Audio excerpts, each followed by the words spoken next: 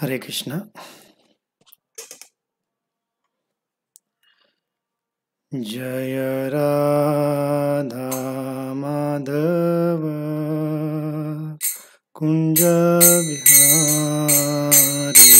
जय राधा माधव कुंज बिहारी, जय राधा माधव कुंज बिहारी,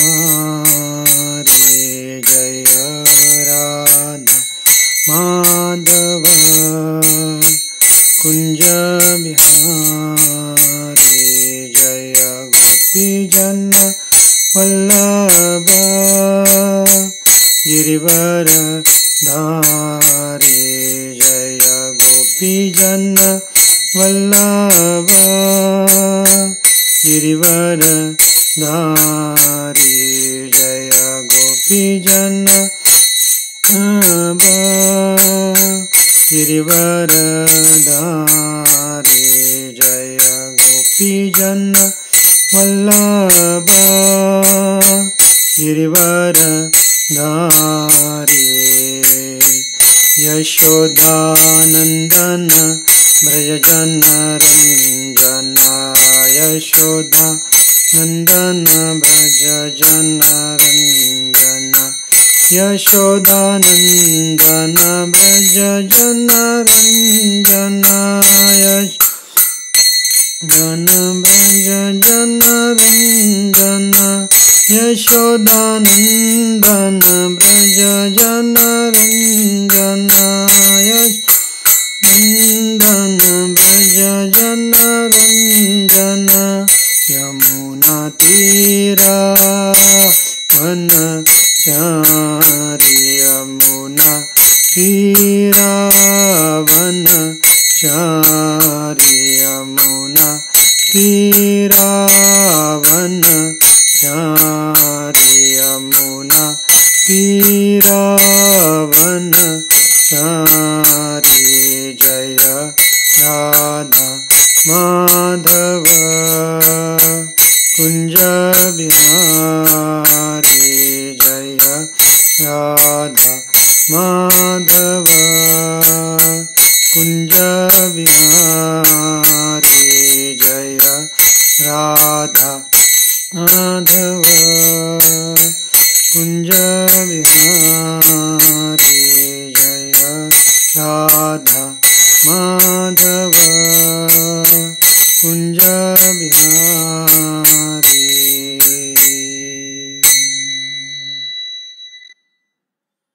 श्री श्री राधा गोपाल भगवान की जय।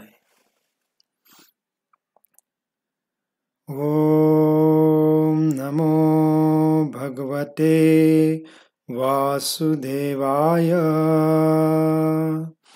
ओम नमो भगवते वासुदेवाय, ओम नमो भगवते वासुदेवाय, नमो विष्णुपादाय कृष्णपृष्ठाय भूतले श्रीमते भक्तिवेदांत स्वामिन् इति नामिने, नमस्ते सारस्वती देवे गौरवाणी प्रचारिणे, निर्विशेष शून्यवादी पाश्चात्य देशतारिणे, जय श्री कृष्ण चैतन्य प्रभु नित्यानंद, श्री अद्वैत गदाधर श्रीवासादि गौर भक्तवृंद, हरे कृष्णा कृष्णा कृष्णा हरे हरे, हरे राम राम राम हरे हरे।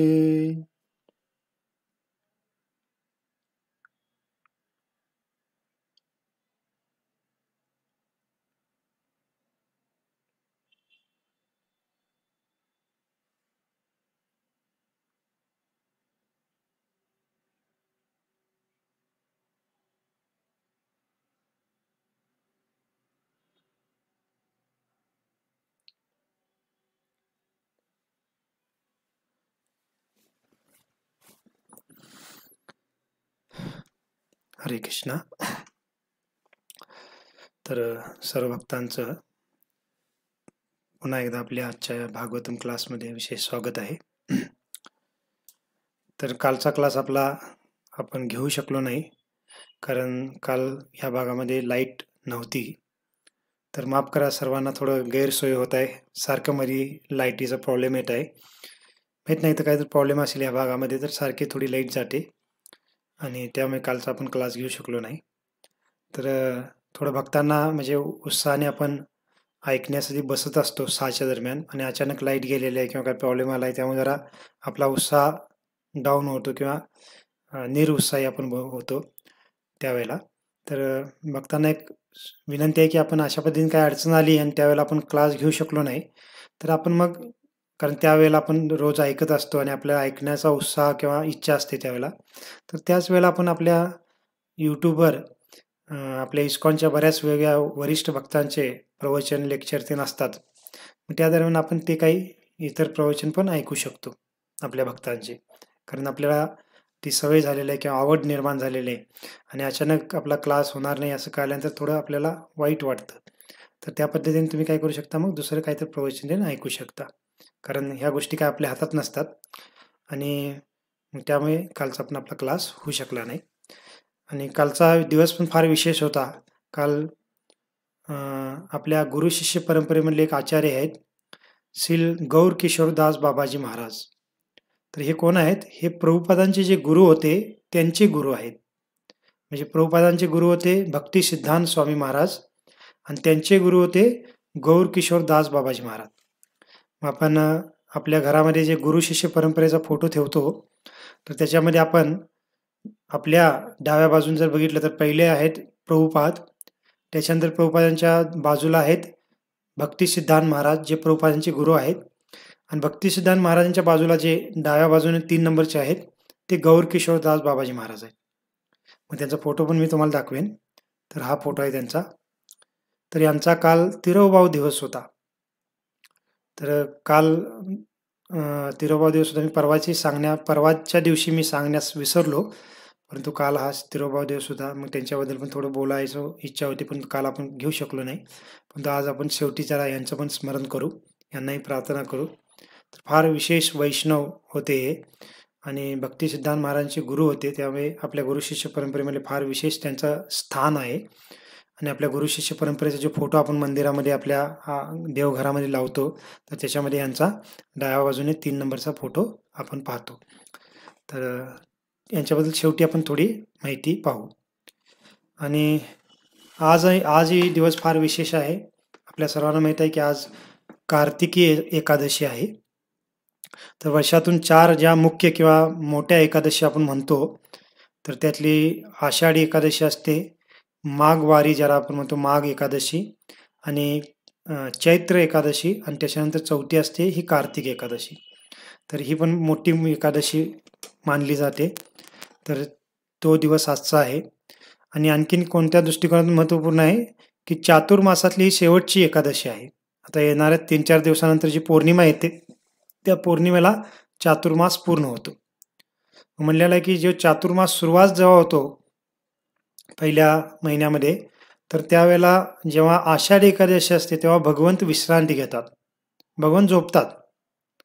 आणि हे चातुर्मासातले 4 महिने भगवंत विश्रांती घेतात. आणि ह्या कार्तिक एकादशीला भगवंत उठतात, म्हणून या कार्तिक एकादशीला उत्तान एकादशी पण म्हणलेलं आहे. आणि आषाढी एकादशीला देवशयनी एकादशी म्हणलं. देवशयनी म्हणजे भगवंत त्यावेळेला झोपतात. आणि आजची जी एकादशी आहे त्याला उत्तान एकादशी, म्हणजे आज भगवंत उठतात असं म्हणलं. भगवंताचं झोपणं आणि उठणं सर्व समान आहे, कारण भगवंत झोपले असले तरी त्यांची झोप आपल्यासारखी नसते. जसं आपण गाढ झोपला असलो तर आपल्या आजूबाजूला काय होते आपल्याला काहीच कळत नाही, परंतु भगवंत जेव्हा झोपतात तर त्या झोपेला योग निद्रा म्हणतात. तर भगवंत आपल्या झोपेमध्येच ब्रह्मांडाची निर्मिती करतात आणि झोपेमध्येच या ब्रह्मांडाचा प्रलय करतात. तर ही भगवंतांची झोप आहे किंवा निद्रा आहे, त्याला योग निद्रा म्हटलं आहे. मग त्या दृष्टीने पण ह्या कार्तिक एकादशीला फार महत्त्व आहे. म्हणून आपण दरवर्षी पाहतो की पंढरपूरमध्ये फार मोठी वारी ह्या एकादशीला जात असते. बरेच लोक दर्शनासाठी जातात, कारण भगवंत आज विशेष दर्शन देत आहेत म्हणून. पण तो कोरोना व्हायरसमुळे थोडी यावर्षी तशी स्थिती नाही आहे, पण आपण मनोमन पंढरपूरला जाऊन येऊ शकतो. विठ्ठल रुक्माईचं दर्शन घेऊ शकतो, त्यांना प्रार्थना करू शकतो, मानसिकदृष्ट्या आपण त्यांचं दर्शन घेऊन येऊ शकतो. आणखीन एक काही भक्तांना थोडी शंका होती काल, म्हणजे भक्त विचारत होते की काल पण एकादशी दाखवली होती आणि आज पण एकादशी दाखवलेली आपल्या लोकल कॅलेंडरमध्ये. एक दोनदा बऱ्याच वेळेला आपण हा मुद्दा सांगितलेला आहे आपल्या भक्तांना, परंतु काही भक्तांना अजून थोडं शंका आहे किंवा माहीत नसेल, त्यासाठी आपण सांगू. कारण कधी-कधी अशा 2 एकादशी येतात. तर त्याला पहिली जी एकादशी असते त्याला स्मार्त एकादशी म्हणतात आणि दुसरी जी आजची एकादशी त्याला भागवत एकादशी म्हणतात. म्हणजे तिथीमध्ये काही फरक असतो, त्यामुळे अशा 2 कधी-कधी एकादशी येतात. तर त्यावेळेला आपण जे वैष्णवगण असतो तो आपण भागवत एकादशी म्हणजे दुसऱ्या दिवशी जी एकादशी असते ते आपण पालन करायची असते. बाकीचे बाहेरचे भक्त कुठलेही करत असतील, लोक जे असतात बाहेरची लोक, ते पहिली एकादशी करत असतील तरी पण आपण ही दुसरी एकादशीच करायची असते. आणि वर्षातून 1-2 अशा एकादशी येतात, 2-2 एकादशी. तेव्हा आपण लक्षात ठेवा की अशा पद्धतीने 2 एकादशी आल्या तर दुसऱ्या एकादशी दिवशी आपण एकादशी करायची असते. आणि आपल्या वैष्णव कॅलेंडरमध्ये मग आजच्या दिवशीची एकादशी दाखवली असते, पहिल्या कालची एकादशी दाखवलेलीच नसते. पण जे लोकल कॅलेंडर असतात, महालक्ष्मी किंवा आणि वेगवेगळे जे कॅलेंडर असतात त्याच्यामध्ये दोन्ही एकादशी दाखवली असतात, त्यामुळे थोडं शंका निर्माण होते भक्तांच्या मनामध्ये.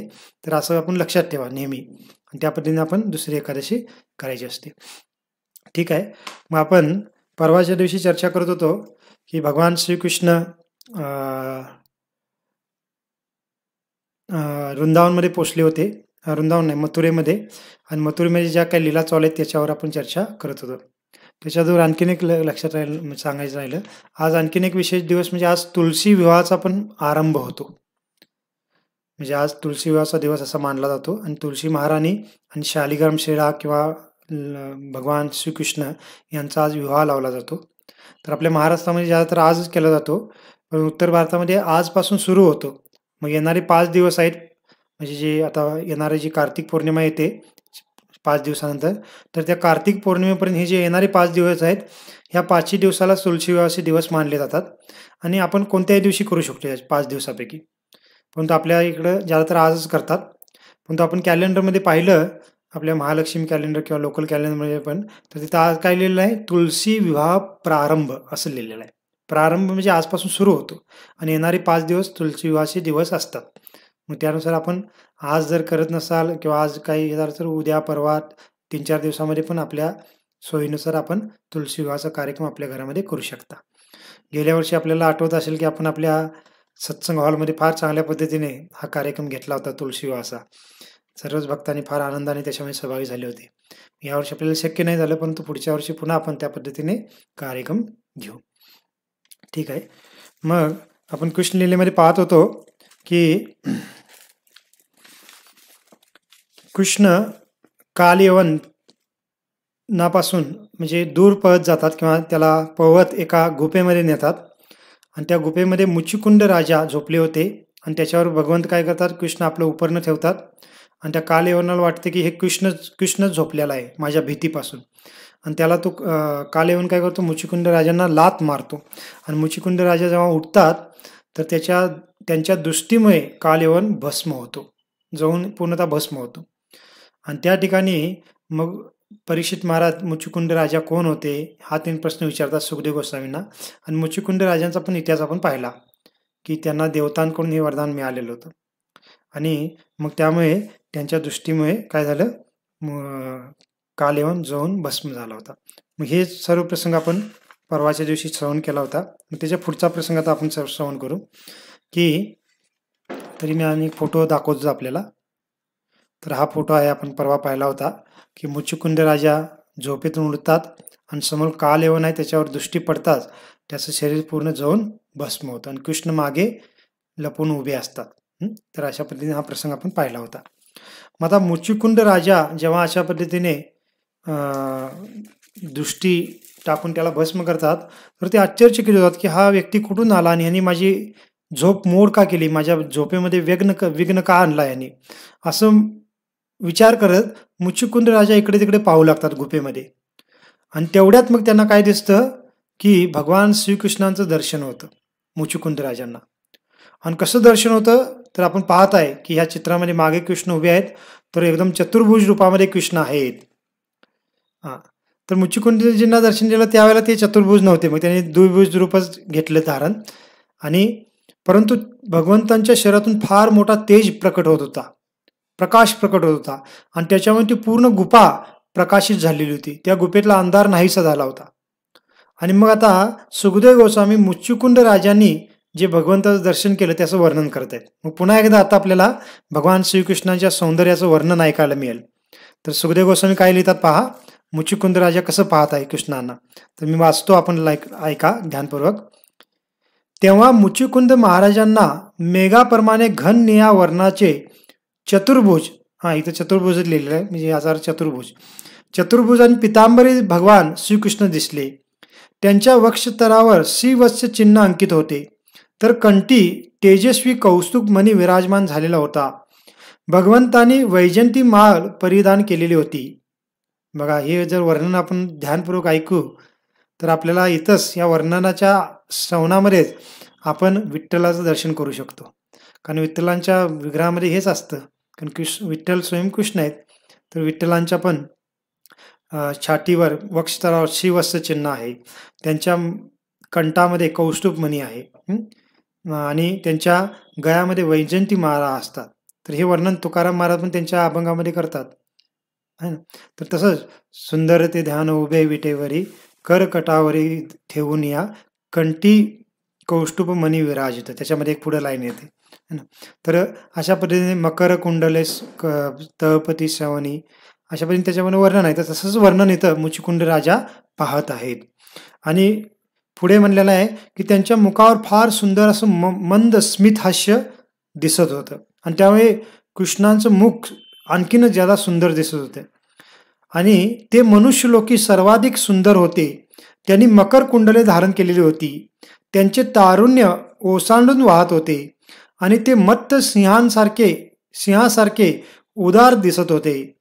अमित तेज संपन्न भगवंत अजिंक्य आहेत असे मुच्चुकुंद महाराजांना वाटले, कारण त्यांचे तेज पाहून मुच्चुकुंद महाराज भारावून गेलेले होते.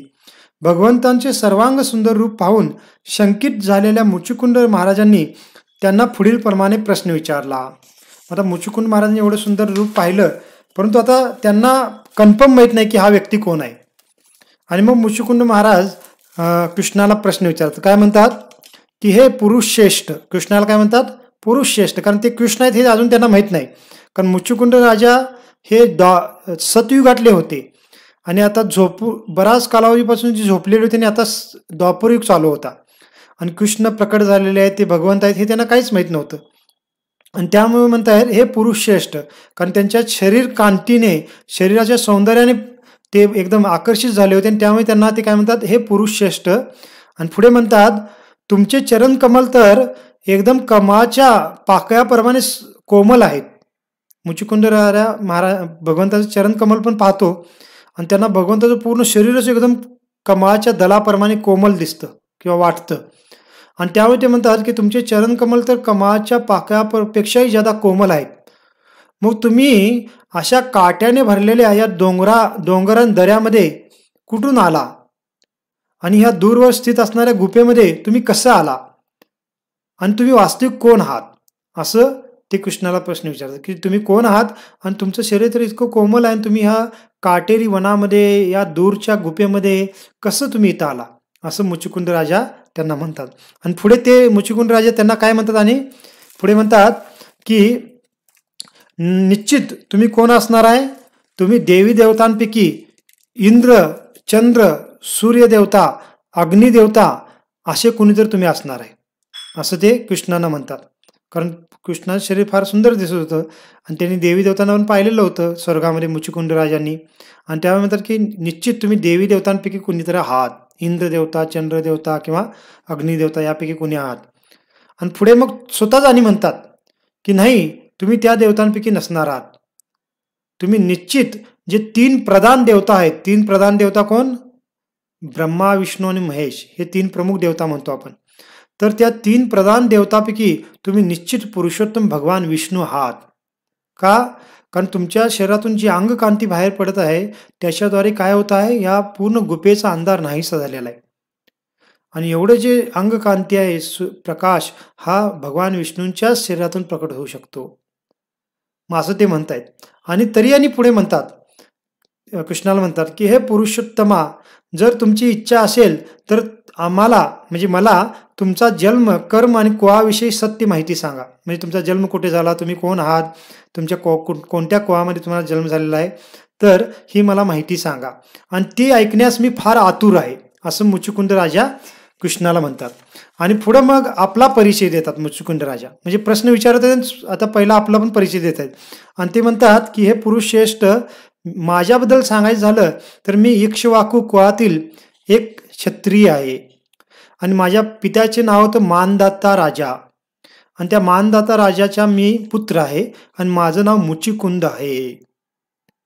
आणि मी देवतांच्या सोबत देवतांना सहाय्य करण्यासाठी स्वर्गामध्ये युद्ध करण्यासाठी गेलो होतो आणि त्या युद्धामध्ये मी फार थकून गेलो होतो आणि त्यामुळे मी देवतांकडून वरदान घेऊन इथं झोपण्यासाठी, विश्रांती घेण्यासाठी आलो होतो. आणि आत्ता या एका व्यक्तीने मला जागं केलं आणि माझ्या दृष्टी पडल्यामुळे आणि त्याच्या स्वतःच्या पाप कृत्यामुळेच तो जळून भस्म झालेला आहे. असं मुचुकुंद राजा आपल्याबद्दल आणि आपण जे काही कार्य केलं त्याच्यामध्ये आपला काही दोष नाही आहे. जो व्यक्ती आला होता त्यांनीच मला उठवलं आणि त्यामुळे तो भस्म झाला, असं ते एक प्रकारे स्पष्टीकरण कृष्णांना देत आहेत. मग आता अशा पद्धतीने मुचुकुंद राजाने स्वतःचा परिचय दिल्यानंतर आणि भगवंतांना पण प्रश्न विचारल्यानंतर मग भगवंत आता मुचुकुंद राजाला उत्तर देऊ लागतात. उत्तर म्हणजे काय की त्यांनी जे काही परिचय विचारला होता ते परिचय सांगू लागतात. तर पहा, भगवान श्रीकृष्णाने जो परिचय दिला आहे फार सुंदर आहे. जर आपण तो ध्यानपूर्वक ऐकाल, माफ करा एक मिनिट.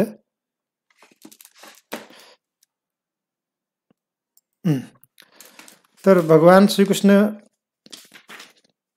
किती विशेष ज्ञान सांगत आहेत पहा. तर कृष्ण म्हणतात मुचुकुंद राजाला की हे राजा, आणि कृष्ण बोलण्याच्या अगोदर भगवान श्रीकृष्णाच्या आवाजाबद्दल पण काय सांगितले पहा. तर सुखदेव गोस्वामी म्हणतात की भगवंतांनी मुचुकुंदाचा असा प्रश्न ऐकल्यानंतर भगवंत हसतात आणि हसत हसत भगवंत एकदम मेघ गर्जनेसारख्या गंभीर वाणीमध्ये बोलू लागतात. कारण भगवंताची जी वाणी आहे ती फार गंभीर आहे, फार अशी घन वाणी आहे. जसं आकाशामध्ये मेघ किंवा ढग एकत्रित झाले तर त्यांचा जेव्हा गडगडाट होतो तर तो गडगडाट किती गंभीर असतो, किती तो म्हणजे फार म्हणजे असं ऐकायला आपल्याला घन वाटतो. तशा पद्धतीने कृष्णांचा किंवा भगवंतांचा आवाज आहे. आणि शास्त्रामध्ये आपण पाहतो की जिथं जिथं कृष्ण बोलत आहेत, विष्णू बोलत आहेत किंवा विष्णूंच्या वेगवेगळ्या अवतारांचं बोलणं चालू आहे तर त्या ठिकाणी भगवंतांच्या आवाजाबद्दल हीच उपमा दिलेली आहे की भगवंताचा आवाज अशा पद्धतीने मेघ गर्जनेप्रमाणे गंभीर आहे. आणि तशा आवाजामध्ये कृष्ण म्हणून लागतात. काय म्हणतात पहा की हे राजा, मी सहस्रो जन्म घेतलेले आहेत. सहस्रो म्हणजे हजारो, मी हजारो जन्म घेतलेले आहेत. मी सहस्र कृत्य केलेली आहेत आणि माझी सहस्र नावे आहेत. वस्तुतः माझे जन्म, कर्मे आणि नावे असंख्य असल्यामुळे अगदी मी देखील त्यांची गणना करू शकत नाही. तर पहा कृष्ण काय म्हणतात की माझी असंख्य जन्म, कर्म आणि नावं आहेत आणि मी देखील त्या जन्मकर्माच्या आणि नावांची गणना करू शकत नाही. एवढी माझी काय आहेत सर्व अवतार, जन्म, कर्म आणि नावे आहेत, असं कृष्ण म्हणतात. आणि म्हणतात पुढे काय म्हणतात पहा, कृष्ण स्वतःच म्हणतात, स्वतःबद्दल सांगत आहेत. म्हणतात एखादा मनुष्य अनेक जन्मानंतर कदाचित पृथ्वीवरील धुलीकणांची गणना करू शकेल, पण तो माझ्या गुण, कर्मे, जन्म आणि नावांची गणना कधीच करू शकणार नाही. पहा भगवंत किती सुंदर इथं सांगत आहेत. आता भगवंत सांगत आहेत मग इथं काय भगवंताचा अहंकार व्यक्त होत नाहीये. आपण आपल्याबद्दल बोलू तर आपला अहंकार आहे, पण तो भगवान इथं जे बोलत आहे ती वास्तविकता आहे. आणि बऱ्याच कमी वेळेला असं पाहायला मिळतं की कृष्ण स्वतःबद्दल असं बोलत आहेत. त्यामुळे आपण इथे ह्या गोष्टीला ऐकण्यामध्ये आनंद घेतला पाहिजे. जे मायावादी लोक असतात किंवा जे नास्तिक लोक असतात त्या लोकांना हे ऐकल्यानंतर कृष्णांबद्दल किंवा भगवंताबद्दल ईर्ष्या निर्माण होते, द्वेष निर्माण होतो. काही नास्तिक लोक म्हणतात पहा कृष्ण किंवा भगवंत कसे असे बोलू शकतात, म्हणजे अहंकारामध्ये बोलतात, म्हणजे हे भगवंत असू शकतात का? नाही, अहंकार नाही, ही वास्तविकता आहे. भगवंत वास्तविक एवढे महान आहेत, त्यांची वास्तविक ही कार्य आहेत की आपण एखादा व्यक्ती कितीतर जन्म घेऊन तो पृथ्वीवरची धुळीचे कण मेजू शकेल. कारण पृथ्वीचं धुळीचे कण मेजायला ते काही साधारण कार्य नाही आहे. आपण नुसता विट्यातली जर धुळीची कण मेजायची म्हणले तर आपले कितीतर जन्म जातील. पृथ्वीवरची जर लई लांबची गोष्ट. तर कृष्ण म्हणतायत ते एखादा तो पृथ्वीवरची धुळीचे कण पण मोजू शकेल, परंतु तो माझ्या कर्म गुणांना आणि नावांची गणना करू शकणार नाही. एवढी माझी नावं आहेत किंवा कर्म आहेत. का? कारण अनंत कोटी ब्रह्मांड आहेत. अनंत कोटी अनादि काळापासून ह्या ब्रह्मांडाची रचना चालू आहे, प्रलय चालू आहे. आणि अनादि काळापासून या अनंत कोटी ब्रह्मांडामध्ये भगवंतांचे अनंत अवतार होत आहेत. आणि त्या अनंत अवतारामध्ये भगवंत अनंत नाव धारण करून अनंत कार्य करत आहेत. त्याची कोण गणना करू शकतं? आपण सोडा, शेवटी म्हणजे आपण जर आपली गोष्ट फार लांबची गोष्ट, जे शेष नाग आहेत ते पण अजून भगवंतांची कार्यांची किंवा लीलांची किंवा नावांची गणना अजून करू शकत नाहीत. जसं आपण एक दोनदा सांगितले की भगवंतांनी शेष नागांना जेव्हा सांगितलं की तुम्ही पूर्ण ब्रह्मांड आपल्या मस्तकावर धारण करा, फणांवर, त्यावेळेला शेषनाग विचारतात त्यांना की किती कालावधीपर्यंत हे धारण करायचं. तर कृष्ण किंवा भगवान विष्णू त्यांना म्हणतात की तुम्ही काय करा, तुमच्या असंख्य मुखाने माझ्या गुणांचे, माझ्या कार्यांची, माझ्या अवतारांचं गुणगान करा. आणि ते गुणगान जेव्हा संपेल तेव्हा तुम्ही ते हे ब्रह्मांड खाली ठेवू शकता. तोपर्यंत तुम्ही ब्रह्मांड धारण करून राहा.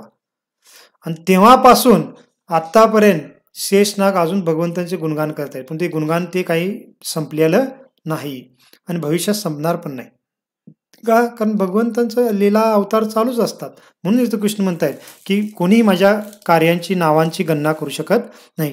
पुढे आणि काय म्हणतात बघा, हे राजन, श्रेष्ठ ऋषी मुनी भूत, वर्तमान तथा भविष्य या तिन्ही काही होणाऱ्या माझ्या जन्मांची तथा कृत्यांची गणना करीत असतात किंवा करण्याचा प्रयत्न करतात, पण त्यांनाही त्यांचा अंत लागत नाही. मग सामान्य व्यक्ती सोडा, जे श्रेष्ठ ऋषी मुनी असतात, साधू संत असतात, त्यांची शक्ती फार असते, तर ते पण माझ्या कृत्यांना, जन्मांना जाणण्याचा प्रयत्न करतात, परंतु त्यांनाही माझा अंत लागत नाही. आणि पुढे मग म्हणतात कृष्ण, तथापि हे मित्रा, आता मुचिकुंदला ते मित्रा म्हणून संबोधत आहेत आणि म्हणतात की हे मित्रा, परंतु मी तुला माझ्या वर्तमान जन्म, नाम आणि कार्यांविषयी माहिती सांगतो. मग असे माझे असंख्य जन्म आहेत, नावं आहेत किंवा कार्य आहेत, पण आता वर्तमान जन्माबद्दल, कार्याबद्दल आणि नावाबद्दल मी सांगतो तुला, असं मुचिकुंद राजांना ते म्हणतात. आणि ती तू आता ऐक. आता तू ऐक. पुढे म्हणतात, पूर्वी ब्रह्मदेवांनी धर्मरक्षणाकरता आणि पृथ्वीला भारभूत झालेल्या असुरांच्या विनाशाकरता माझी प्रार्थना केली होती. त्यामुळे मी यदुकुळातील अनक दुंदुबीच्या गृही अवतरित झालो आहे. म्हणजे यदुकुळामध्ये अनक दुंदुबींच्या घरी मी अवतरित झालो, असं कृष्ण म्हणतात. अनक दुंदुबी कोणाचं नाव आहे? हे वसुदेवांचं एक दुसरं नाव आहे. कृष्णांचे जे वडील होते वसुदेव, त्या वसुदेवांचं एक दुसरं नाव होतं, ते नाव काय आहे? अनक दुंदुबी. मग कृष्ण त्या नावाचं उच्चारण करून इथं म्हणतायत की त्या अनक दुंदुबी यांच्या घरी मी प्रकट झालेला आहे. मी वसुदेवांचा पुत्र आहे. आता पुन्हा वसुदेव नाव घेत आहेत. मी वसुदेवांचा पुत्र असल्यामुळे लोक मला वासुदेव या नावाने ओळखतात. मग इथं कृष्ण आता वर्तमान अवताराची ओळख देत आहेत की मी वसुदेवांचा पुत्र आहे, त्यामुळे मला ते वासुदेव असं म्हणून ओळखतात. आणि पुढे म्हणतात की मीच कंसाचा आणि कंसाला सहाय्य करणारे जे प्रलंबासूर सारखे वेगवेगळे असुर होते, प्रलंबासूर, आगासूर, बकासूर, अशा वेगवेगळ्या असुरांचा मीच काय केलेला आहे? वध केलेला आहे.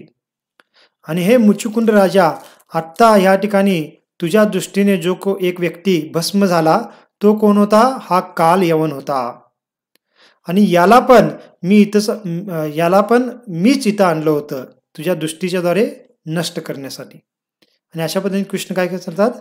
त्या मुचिकुंद राजांना आपला परिचय देतात. आणि पुढे म्हणतात मुचिकुंद राजांना की हे राजन, तू वास्तविक माझा फार शुद्ध भक्त आहेस आणि भूतकाळामध्ये तू फार चांगल्या पद्धतीने माझी भक्त वत्सलतेने काय केलं? आराधना केलेली आहेस आणि तुझ्यावर आराधना केलेली आहेस आणि त्यामुळे तुझ्यावर कृपा करण्यासाठी मी स्वतः इथं आलेलो आहे, असं काय म्हणतात? कृष्ण मुचिकुंद राजाला म्हणतात. म्हणजे पहा, याच्यावरनं कळतं की भगवत एकाच कार्यातून किती उद्देश साध्य करतात. हे भगवंत आहेत की भगवंतांना माहीत होतं की मुचिकुंद राजा आहेत ते माझे फार श्रेष्ठ भक्त आहेत आणि त्यांना पण मला दर्शन द्यायचं आहे आणि त्याचबरोबर हा काल यवनाचा पण अंत करायचा आहे. आणि मग कसा करायचा की त्याच मुचुकुंद राजाला एक वरदान आहे आणि त्या वरदानाचा वापर करून या कालयवनाचा वध करायचा. म्हणजे भगवंताचं नियोजन कसं असतं बघा, की कालयवनाला स्वतः मारणार नाहीत का, कारण शिवजीने त्याला वरदान दिलेलं आहे. तर शिवजीचं वरदान मोडायचं नाही, त्यामुळे स्वतः मारत नाहीत, पण त्याचा नाश किंवा त्याचा हत्या किंवा वध तर कसा जर केला पाहिजे, मग काय करतात, त्या कालयवनाला मुचुकुंदकडे घेऊन येतात आणि मुचुकुंद राजाच्या द्वारे त्याचा वध करवतात आणि परत त्या मुचुकुंद राजावर कृपा पण करतात, कारण त्यांना दर्शन देऊन त्याच्यावर कृपा पण करायची होती भगवंतांना. तर हे सर्व कार्य भगवंत एका प्रसंगातून साध्य करतात. तर भगवंताची अशी लीला असतात. आणि पुढे मग म्हणतात मुचुकुंद राजाला की मी तुझ्यावर फार प्रसन्न आहे आणि आता तू मला हवा तो वर माग, जो काही तुझी इच्छा असेल तो वर माग, मी तुला काय करेन, तुझ्यावर प्रसन्न असल्यावर ते वर प्रदान करेन. मग मुचुकुंद राजा तर एकदम डोळे उघडून आव असून म्हणजे फार मोठं करून एकदम पाहू लागतात. का, कारण स्वयं पूर्ण पुरुषोत्तम भगवंत कृष्णाच्या रूपात मला दर्शन देण्यासाठी आलेले आहेत हे पाहून ते फार आनंदित होतात. आणि आता त्यांना कळालं की हे कोण आहेत, स्वयं कृष्ण आहेत आणि अवतरित झालेले. अशा पद्धतीने त्यांना कळाल्यानंतर ते फार आनंदित होतात आणि आनंदित होऊन लगेच हात जोडून भगवंतांची प्रार्थना करू लागतात. आणि भागवतामध्ये आपल्याला हेच पाहायला मिळतं, जेव्हाही कुठल्याही भक्तासमोर भगवान जेव्हा प्रकट होतात, भगवान दर्शनासाठी येतात, तर त्यावेळेला भक्त लगेच काय करतात, प्रार्थना करू लागतात. असं नाही की मला हे द्या ते द्या लगेच आपली लिस्ट काढतात, असं नाही.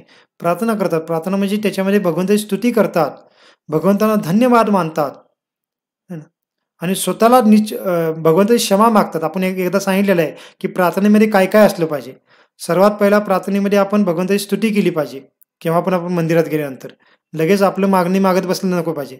पहिला स्तुती केली पाहिजे, त्यानंतर भगवंतांना क्षमा मागितली पाहिजे. आपण बरेच काही भौतिक गोष्टी करतो, चुका करत असतो आणि पुन्हा भगवंतांना धन्यवाद मानलं पाहिजे. तिसरी गोष्ट, पहिली गोष्ट स्तुती करणं, दुसरी गोष्ट क्षमा मागणं, तिसरी गोष्ट धन्यवाद मानणं की हे भगवंता मी एवढा पापी, एवढा नालायक, तुच्छ आहे, तरी पण तुम्ही माझ्यावर कृपा करून माझी काळजी घेत आहात. मला पुन्हा पुन्हा तुमची भक्ती सेवा करण्याची संधी देतात म्हणून आपण धन्यवाद मानलं पाहिजे. आणि शेवटी मग आपण मागणी केली पाहिजे. आणि मागणी भौतिक नाही, तर मागणी त्यांच्या सेवेची केली पाहिजे की हे भगवंता मला फक्त तुमची सेवा मिळू दे, तुम्हाला प्रसन्न करण्याची संधी मिळू दे, ही मागणी केली पाहिजे. तर तसंच इथं मुचुकुंद महाराज भगवंतांची 7-8 श्लोकामध्ये प्रार्थना करतात, त्यांची स्तुती करतात. आपण किती राजवंशामध्ये असताना किती इंद्रिय भोग करत होतो आणि इंद्रिय भोगाच्या आहारी गेलो होतो, परंतु हे भगवंता तुम्ही आला कृपा करून माझ्यावर, मला दर्शन देण्याचं, अशा पद्धतीने भगवंतांना धन्यवाद मानतात.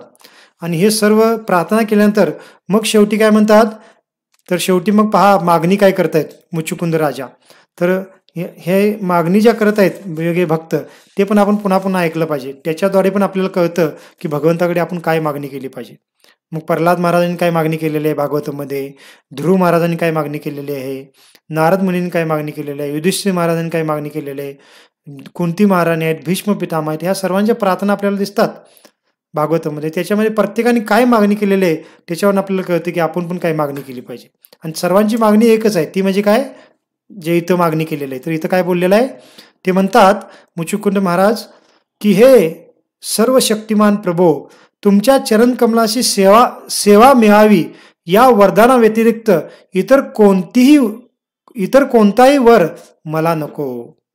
तर पहा, ते म्हणतात की तुमच्या चरणकमलाची मला सेवा मिळावी, त्याच्यापेक्षा मला दुसरा कोणताही वरदान नको. आणि पुढे म्हणतात की एखाद्याला जर तुमच्या चरणकमलाची सेवा प्राप्त झाली असेल, तुमच्या भक्तीमध्ये आनंद प्राप्त झाला असेल, मग तो व्यक्ती पुन्हा भौतिक गोष्टीची मागणी तुमच्याकडून का करेल, तो कधीच करणार नाही.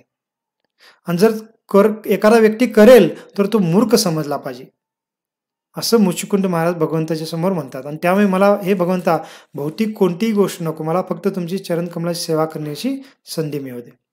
मग हे जेव्हा वरदान मुचुकुंद महाराज मागतात तर कृष्ण फार प्रसन्न होतात. आणि कृष्ण त्यांना म्हणतात की हे मुचुकुंद राजा, मी तुला वरदानाचं प्रलोभन दिलं आणि तुझी परीक्षा घेतली की तू काय मागतो पाहण्यासाठी, पण तू खरोखर तुझ्या हृदयामध्ये कोणतीही कामना राहिलेली नाहीये, तू पूर्णतः शुद्ध झालेला आहेस आणि त्यामुळे मी तुझ्यावर फार प्रसन्न आहे, असं कृष्ण म्हणतात. म्हणजे पहा, भगवंत एखादा वरदान पण मागण्यास सांगितलं तर आपण सावधान असलं पाहिजे. का, कारण कदाचित भगवंत आपली परीक्षा घेत असतील, है ना. आणि आपण जर वरदान भगवंतच घ्या मागा म्हणतायत म्हणून आपण भरपूर काही भौतिक गोष्टी मागू लागलो तर भगवंत आपल्यावर कदाचित अप्रसन्न होतील. तर इथं तसं मुचुकुंद महाराजांनी वरदानाच्या स्वरूपात भौतिक गोष्ट मागितली नाही, तर भगवान फार प्रसन्न झाले आणि पुढे म्हणतात की हे राजा, तुझ्यावर मी प्रसन्न झाल्यामुळे मी तुला वर काय देतो की तुझ्या मनामध्ये नेहमी माझं स्मरण होत राहील आणि माझ्याविषयीची अढळ भक्ती सदैव तुझ्या चित्ती वास करेल. मग तुझ्या हृदयामध्ये नेहमी माझं स्मरण करत राहशील तू, तुझ्या हृदयामध्ये माझी भक्ती काय राहील, नेहमी राहील. आणि याच्यापेक्षा भक्ताला काय मोठी भक्ती वरदान आवश्यक नसतं आणि ते वरदान भगवंतांनी दिलं. भौतिक व्यक्ती ऐकल्यानंतर मध्ये हे काय वरदान, याच्यामध्ये काय लाभ आहे, काय जर आम्हाला भौतिक गोष्टी मिळाल तर त्याच्यामध्ये लाभ आहे असं भौतिक व्यक्ती म्हणतील. परंतु भक्तासाठी हे सर्वात उच्च वरदान असतं की भगवंतांचं कधी विस्मरण होऊ नये आणि सदैव भगवंताचं स्मरण व्हावं.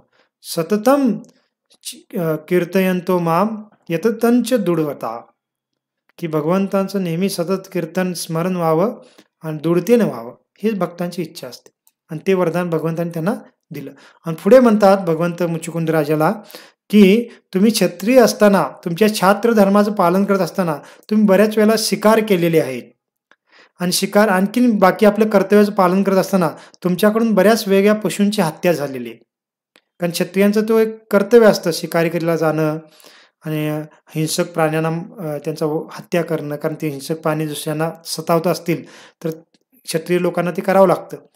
मग अशा पद्धतीने तुमच्याकडून प्राण्यांची हत्या झालेली आहे आणि मग तुम्ही काय करा की तुम्ही माझं स्मरण करत माझ्या भक्तीमध्ये तल्लीन राहावा काही कालावधीसाठी आणि त्यामुळे काय होईल, तुम्ही सर्व त्या पातकातून, त्या पापातून मुक्त व्हाल आणि योग्य वेळ आल्यानंतर तुमचा ध्येय त्याग होईल आणि पुढच्या जन्मामध्ये तुम्ही एक फार श्रेष्ठ ब्राह्मणाच्या कुटुंबामध्ये जन्म घ्याल आणि त्या पुढच्या जन्मामध्ये तुम्ही माझ्या धामाला प्राप्त कराल, असं कृष्ण त्यांना सांगतात.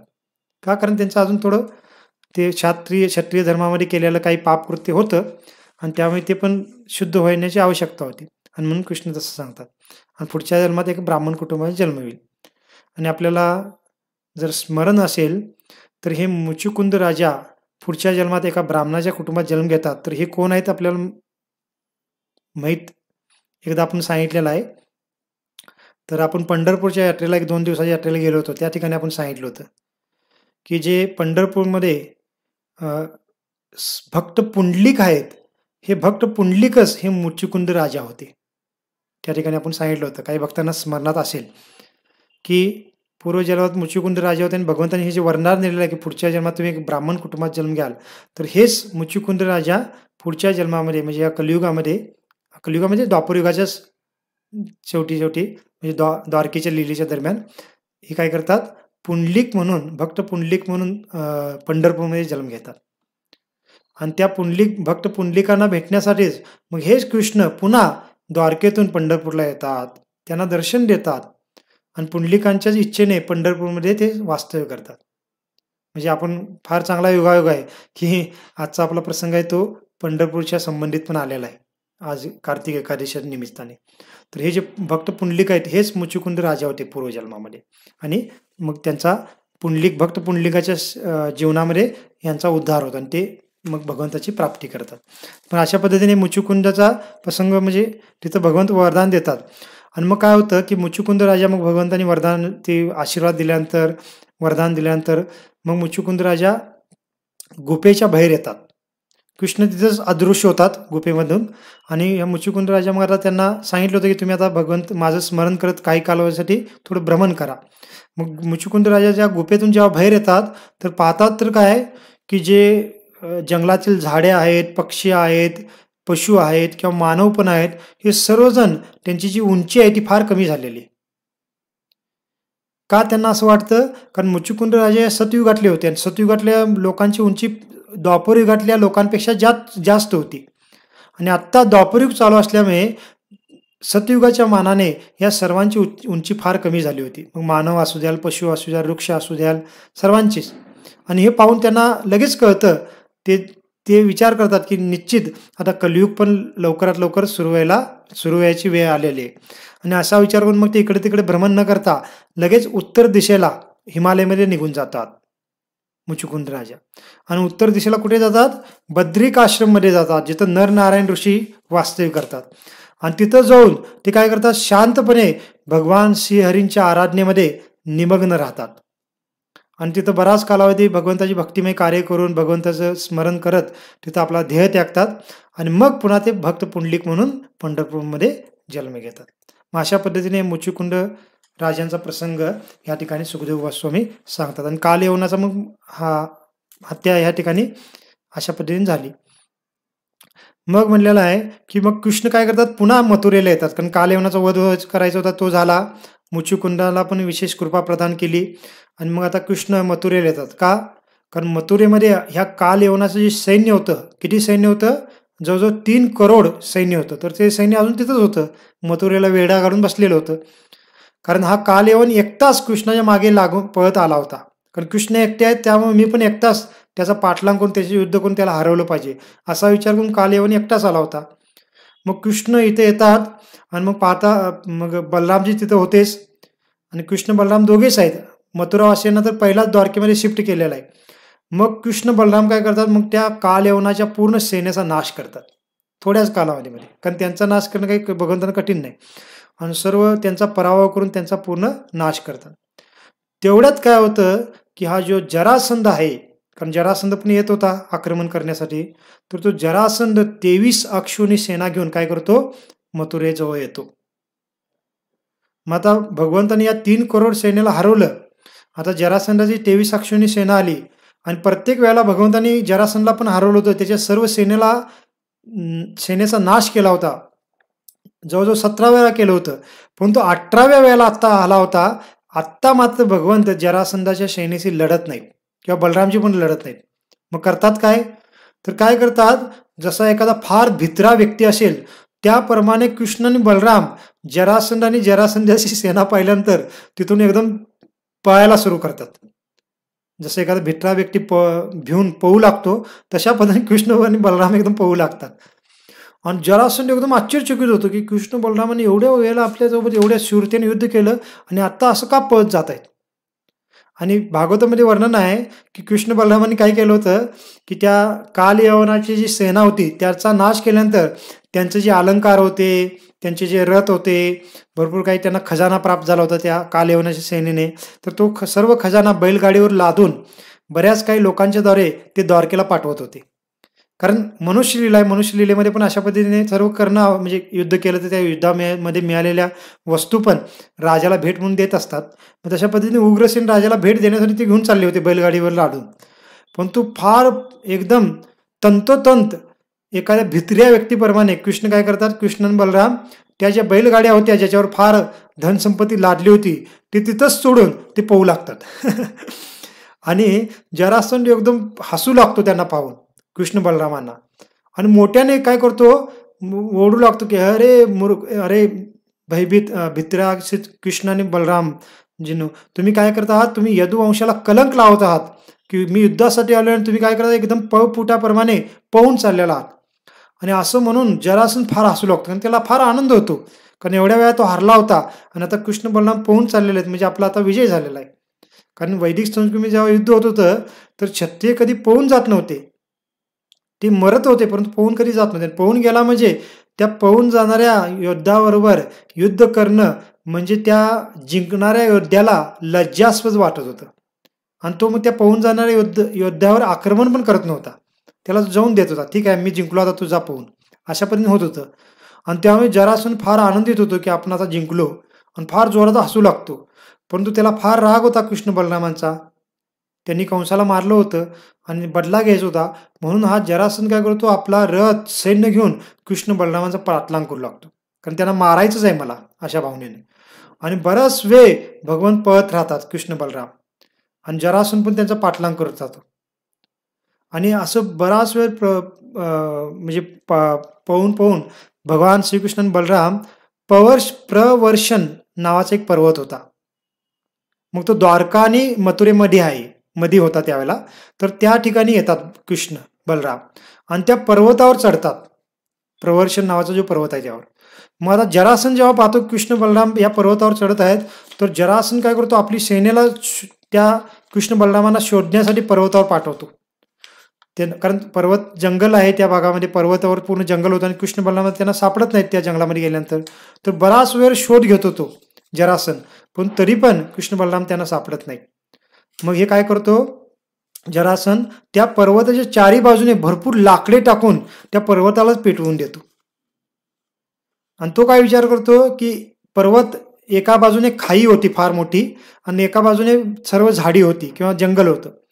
आणि जर आपण या पर्वताला पेटवून दिलं तर एकतर कृष्ण भीतीने बाहेर येतील, अन्यथा दुसऱ्या बाजून जर त्यांनी खाली उतरण्याचा प्रयत्न केला तर ते तर खाई आहे, मग ते उतरू शकणार नाहीत. आणि अशा पद्धतीने ते काय करते, या वनामध्ये जाऊन भस्म होतील. आणि अशा विचार करून तो पर्वत पेटवून देतो. आणि त्याला काय वाटतं की आता पर्वत पूर्ण पेटला गेला आणि कृष्ण बलराम त्याच्यामध्येच भस्म होऊन मारले गेले.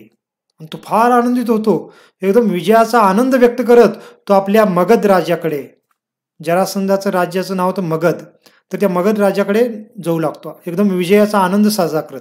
त्याला फार आनंद होतो की शेवटी आपण विजयी झालो म्हणून. पण तो इकडे काय झालं असतं की कृष्ण बलराम काही मृत्यू पावले नव्हते. तर आपल्याला फोटो दाखवतो की कृष्ण बलराम त्या पर्वतावर होते आणि काय करतात कृष्ण बलराम, त्या पर्वतावरनं उडी घेतात.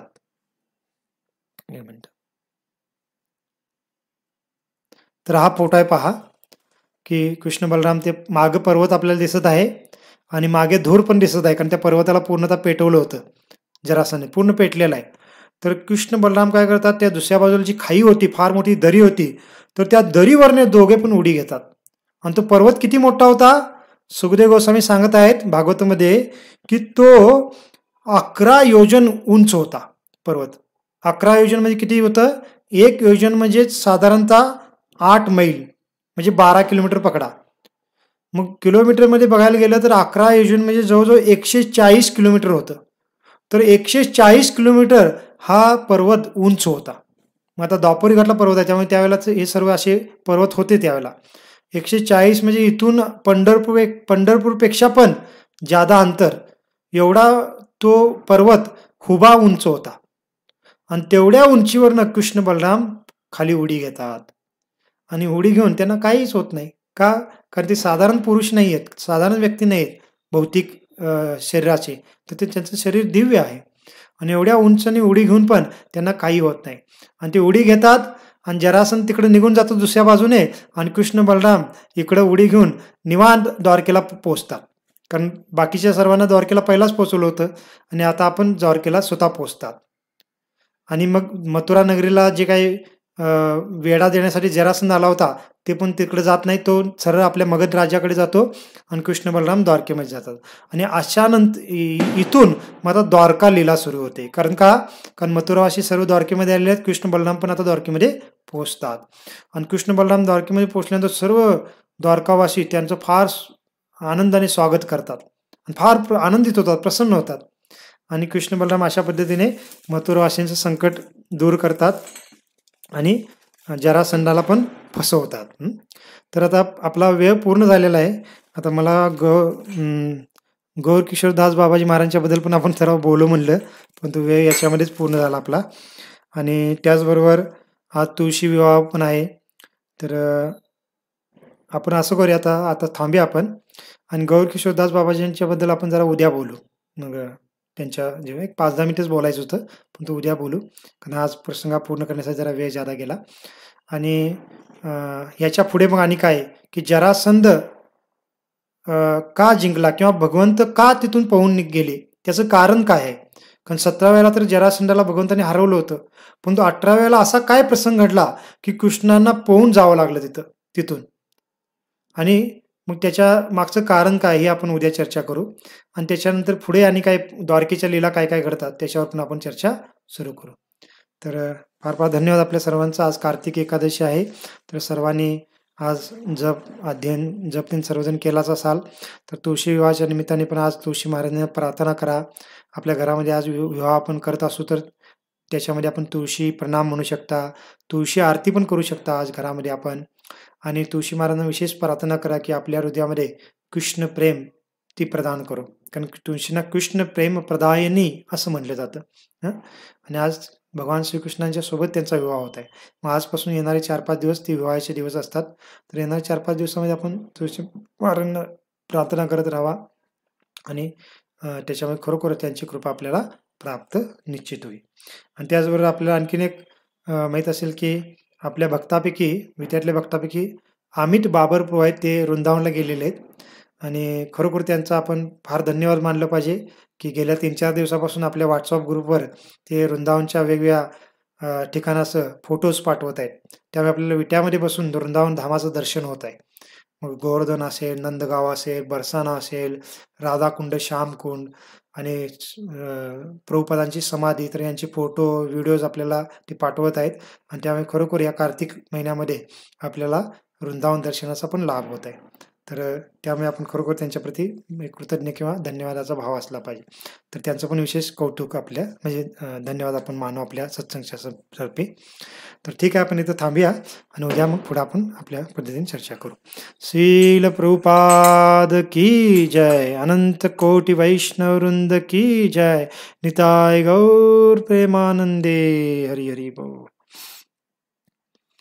नमस्ते नर सिंहाय, नमस्ते नर सिंहाय, प्रल्हाद लाद दाहिने, प्रल्हाद लाद दाहिने, हिरण्यकशी पूर्वक्षः, हिरण्यकशी पूर्वक्षः, शिलटङ्कनकालये, शिलटङ्कनकालये,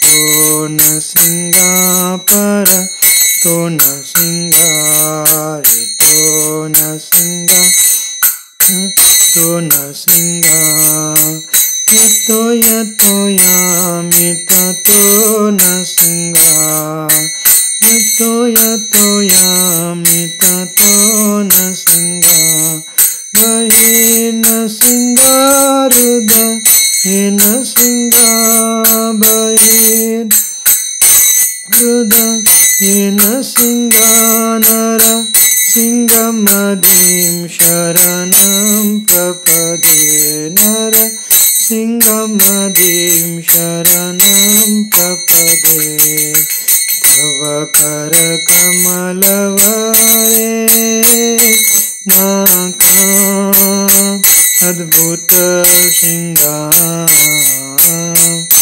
दलित हिरण्यकशिपु तनुभृङ्गा, केशवरूपा नरहरिरूपा, जय जगदीश हरे, जय जगदीश हरे, जय जगदीश हरे, जय केशवरूपा नरहरिरूपा, जय जगदीश हरे, जय जगदीश हरे, जय जगदीश हरे, जय विघ्न विनाशक नृसिंहरे, विघ्न विनाशक नृसिंहरे, जय प्रह्लाद महाराज, प्रह्लाद महाराज, प्रह्लाद महाराज, जय प्रह्लाद महाराज,